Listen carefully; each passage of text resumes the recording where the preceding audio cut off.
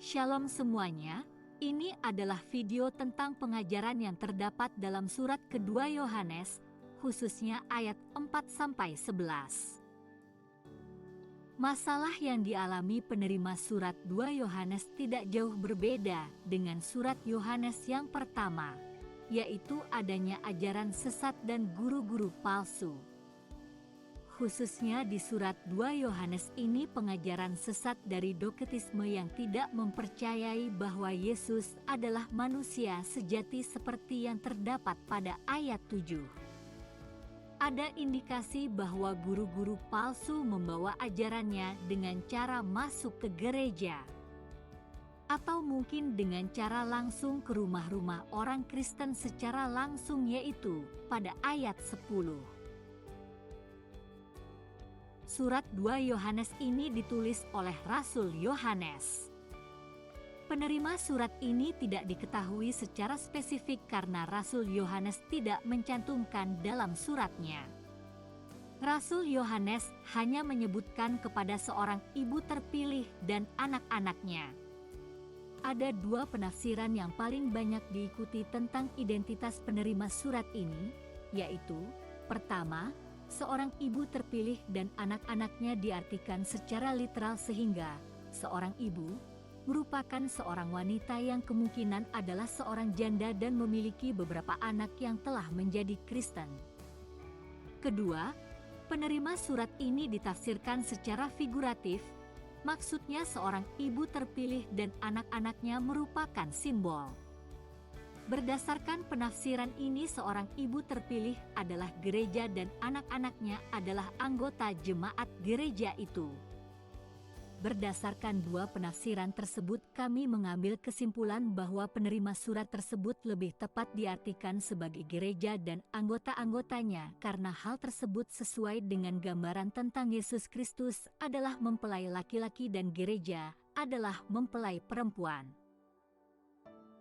Rasul Yohanes menulis surat kedua ini untuk memberi peringatan tentang adanya guru-guru palsu dan penyesat-penyesat yang menyerang pengajaran Kristen. Rasul Yohanes juga menasihati supaya para anggota jemaat terus hidup dalam ajaran yang benar, yaitu ajaran dari Yesus Kristus. Surat kedua Rasul Yohanes hanya terdiri dari satu pasal saja yang menjadikannya surat kitab paling pendek di Perjanjian Baru. Secara garis besar di dalam surat ini terdapat dua ide nasihat yang dibahas oleh Rasul Yohanes, yaitu tentang hidup dalam kasih yang terdapat pada ayat 4-6 dan tentang pengajaran sesat yang terdapat pada ayat 7-11. Kita telah mengetahui bahwa ayat 4-6 memiliki ide pembahasan yang sama, yaitu tentang hidup di dalam kasih. Pada ayat ini Rasul Yohanes mengungkapkan sukacitanya kepada sang ibu atas cara hidup anak-anaknya. Rasul Yohanes menyebutkan separuh dari anak-anaknya yang hidup menurut kebenaran. Lalu, apa yang terjadi dengan anak-anaknya yang sebagian lagi? Hidup dalam kebenaran yang dimaksud Rasul Yohanes sesuai dengan perintah dari Bapa, yaitu tentang saling mengasihi.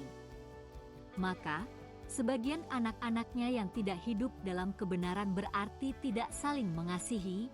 Pada ayat 5 Rasul Yohanes lebih memberikan penegasan tentang perintah Tuhan untuk saling mengasihi. Penegasan ini memberikan ide bahwa perintah untuk saling mengasihi seharusnya bukanlah sesuatu yang baru lagi bagi orang Kristen. Dan orang Kristen seharusnya telah mengenal betul kasih itu. Oleh sebab itu kehidupan orang Kristen sudah selayaknya penuh dengan kasih. Kesimpulan ide pada ayat 6 ini memperlihatkan sebuah hubungan yang tidak dapat dipisahkan antara melakukan perintah Tuhan dengan hidup di dalam kasih. Jika seseorang mengaku memiliki kasih, maka orang tersebut seharusnya hidup menuruti perintah Tuhan.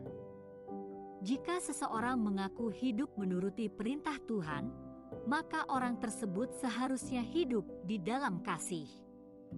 Akan tetapi, jika orang Kristen tidak hidup di dalam kasih, maka orang tersebut tidak melakukan perintah Tuhan.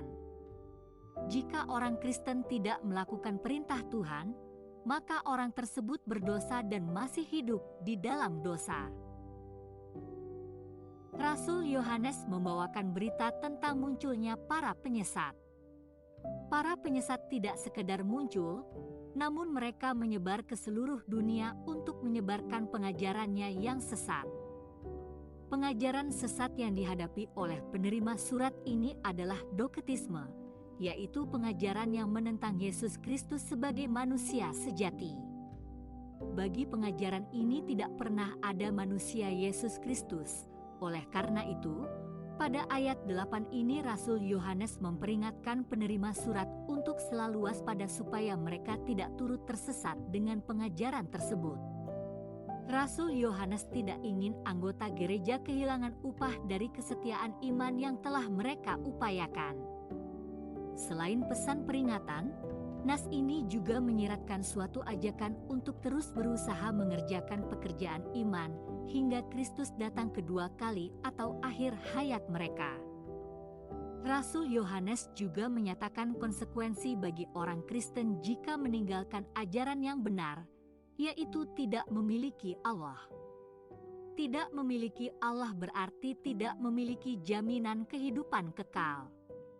Akan tetapi, jika seseorang tetap tinggal dan berpegang pada ajaran itu, maka orang tersebut akan memiliki kehidupan kekal.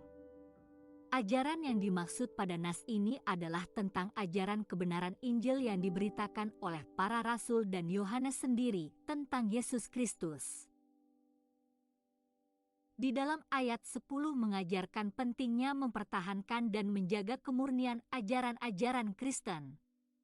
Orang-orang Kristen harus berpegang teguh pada ajaran-ajaran yang telah diberikan oleh Yesus Kristus dan diajarkan oleh rasul-rasul. Ayat ini menyatakan bahwa jika seseorang datang dengan ajaran yang bertentangan dengan iman Kristen yang benar, kita harus berhati-hati dan tidak menerima mereka ke dalam rumah atau menerima salam mereka. Ini adalah langkah-langkah untuk melindungi ajaran Kristen dari pengaruh yang salah. Pasal ini mengingatkan bahwa memberi salam kepada seseorang yang membawa ajaran yang salah dapat dianggap sebagai turut bersalah dalam perbuatan-perbuatan jahat mereka.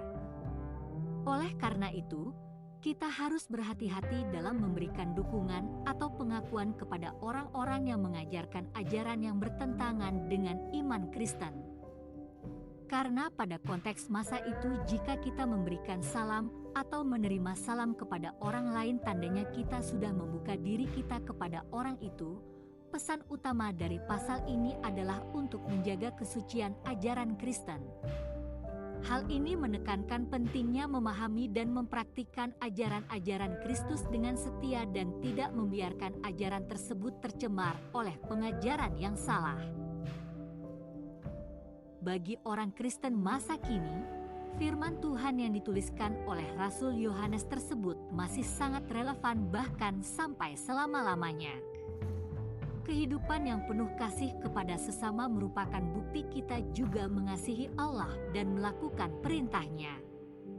Allah hanya memerintahkan umat-Nya untuk mengasihi Allah yang paling utama dan sesama manusia. Dalam masa kini orang Kristen juga masih mengalami pengajaran-pengajaran sesat, namun dalam bentuk yang lebih lembut, sehingga orang Kristen sering tidak sadar dirinya telah terbawa hingga tersesat. Oleh karena itu, membaca firman Tuhan dan berdoa hingga memahami maksud kebenaran firman itu adalah kunci untuk melawan ajaran sesat yang berkembang saat ini. Dan perlu juga meminta pertolongan kepada gembala atau orang yang belajar Alkitab secara dewasa dan benar untuk menjelaskan bagian-bagian Alkitab yang sulit untuk dimengerti. Sekian dan terima kasih.